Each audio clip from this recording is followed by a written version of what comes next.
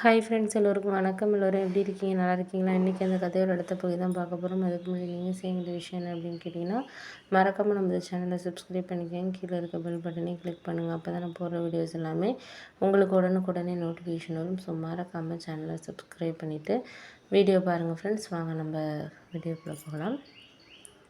அந்த அம்மாக்கிட்ட நான் இது மாதிரி சொன்னேன், இனிமேல் வேலைக்கு வராதீங்க அப்படின்னு சொல்லிட்டு சொன்னேன். ஏன் அப்படின்னா, என் மருமக பேசுகிறது அந்தளவுக்கு எனக்கு பிடிக்கல. அது அவங்க என்ன தான் நம்மக்கிட்ட வேலைக்கு செஞ்சாலும் அவங்களுக்கு கொடுக்க வேண்டிய ஒரு மரியாதைன்ட்டு இருக்குது. என்ன தான் இருந்தாலும் கிட்டத்தட்ட 7-8 வருஷமாக எங்கள் வீட்டில் வேலை செஞ்சாங்க. ஆனால் இப்போ என் மருமக இப்போ 6 மாதத்தில் அவங்கள அதை செய்யாத, இதை செய்யாத, ஏன் இப்படி சமைக்கிறீங்க, இது பண்ண தெரியல, அது பண்ண தெரியல, கிட்டத்தட்ட 7 வருஷமாக நானும் என்னோடய ஹஸ்பண்டும் முடியாமல் இருந்தப்போ அவங்க தான் வீட்டு வேலைக்கு எல்லாமே பார்த்துக்கிட்டாங்க, எல்லாமே செஞ்சாங்க. எங்கள் பசங்களும் வெளிநாட்டில் இருந்தப்போ இவங்கள தான் நம்பி இது பண்ணாங்க, எல்லாமே இது பண்ணாங்க. சம்பளமும் நாங்களும் இவ்வளோ தான் அப்படிங்கிற மாதிரி இல்லை, எங்களால் முடிஞ்ச அளவுக்கு. ஏன்னா ஒருத்தவங்க அவங்களோட நேரத்தை நமக்காக செலவழித்து இவ்வளோ தூரம் இது பண்ணுறாங்கங்கிறப்போ நம்மளும் கணக்கு பார்க்கக்கூடாது அப்படிங்கிறதுனால நாங்களும் அவங்களுக்கு நிறையாவே செய்வோம். ஆனால் என் மருமக வந்ததுலேருந்து ஏன் இவ்வளோ சேலரி கொடுக்குறீங்க, அவங்க பக்கத்துலலாம் பாருங்கள் கம்மியாக தான் கொடுக்குறாங்க, அப்படி இப்படின்னு சொல்லிட்டு ஒரு மாதிரி அவங்களுக்கு முன்னாடியே பேசுகிறது, வேலை அதிகமாக வாங்குறது, காய்கறி கடைக்கெல்லாம் போயிட்டு வர சொல்கிறது, வண்டி இருந்தாலும் நடந்து போயிடுவாங்க பக்கத்தில், பெட்ரோல் எவ்வளோ இதாகுது அப்படி இப்படிலாம் சொல்கிறது, இந்த மாதிரிலாம் ஒரு விஷயங்கள் பண்ணிகிட்டு இருந்துச்சு.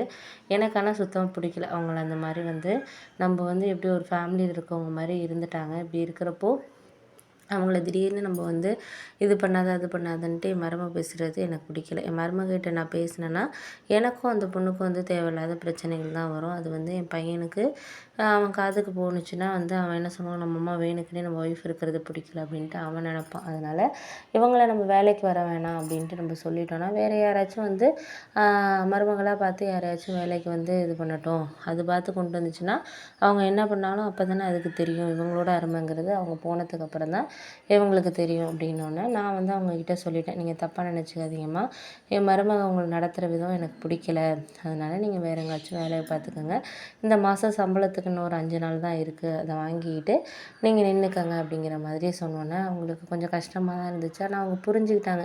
ஏன்னா நம்ம பக்கமும் பேச முடியாது, மருமக பக்கமும் பேச முடியாது அவங்களால.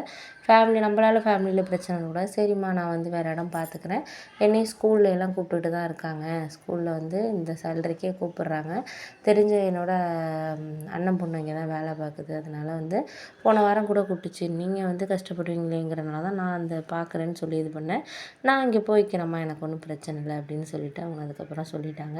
அப்புறம் ஒரு 4 நாள் வேலைக்கு வந்தாங்க. லாஸ்ட் நாள் சம்பளத்தை மட்டும் நான் கொடுத்துட்டேன் அவங்கள்ட்ட. என் மருமகிட்ட அன்றைக்கி ஈவினிங் தான் நான் சொன்னேனே, இது மாதிரி அவங்கள வேலையிலேருந்து நிப்பாட்டிட்டேம்மா, அவங்க வேலை செய்கிறது சரியில்லைன்னு, உனக்கும் பிடிக்கல அவங்கள, அந்தளவுக்கு அவங்க வேலை செய்கிறது பிடிக்கல, அவங்களும் ஒரு மாதிரி மனசு கஷ்டப்பட்டுக்கிட்டு நம்ம வீட்டில் இது பண்ண வேண்டியதில்லை. ஏன்னா ஒரு வேலை பார்க்க வரவங்க ஒரு சந்தோஷத்தோடு நம்ம இதில் இது பண்ணணும், அப்போ தான் நமக்கும் ஒரு நல்லாயிருக்கும், ஃபேமிலியும் நல்லா போகும்.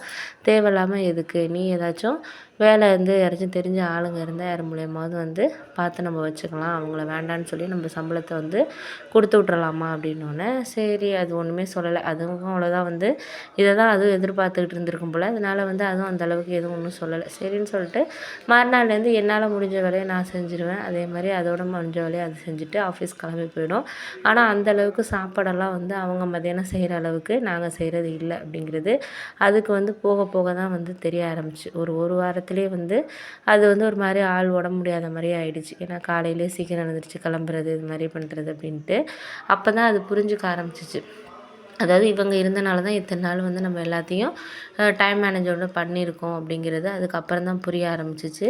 ஆனால் அது என்கிட்ட சொல்ல முடியல. எப்படி சொல்ல முடியும், அது இது மாதிரி சொன்னாலும் நான் கேட்பேன் அப்படிங்கிறதுனால வேறு யாராச்சும் வேலைக்கு நம்ம பார்ப்போம் அப்படின்னு சொல்லிட்டு பக்கத்தில் இருக்கிறவங்க ஒருத்தவங்க மூலயமா ஒருத்தவங்கள ஒரு 2 நாளைக்கு தான் ஒருத்தவங்க வந்தாங்க. ஆனால் அவங்க சமைக்கிறது சுத்தமாக நல்லாவே இல்லை. உப்பு அதிகமாக போடுறது, காரம் அதிகமாக போடுறது, இப்படி தான் பண்ணிக்கிட்டாங்க. வீட்டையும் ஒரு பாத்ரூம் க்ளீன் பண்ணுறது எதுவுமே சரியில்லாமல் தான் பண்ணிகிட்டு இருக்காங்க. துணியை துவைச்சிட்டு காய போடுறது இல்லை, நாங்கள் காய போடுற மாதிரி இருக்குது, இப்படி தான் ஏடாகூடமாக பண்ணிகிட்டு இருந்தாங்க.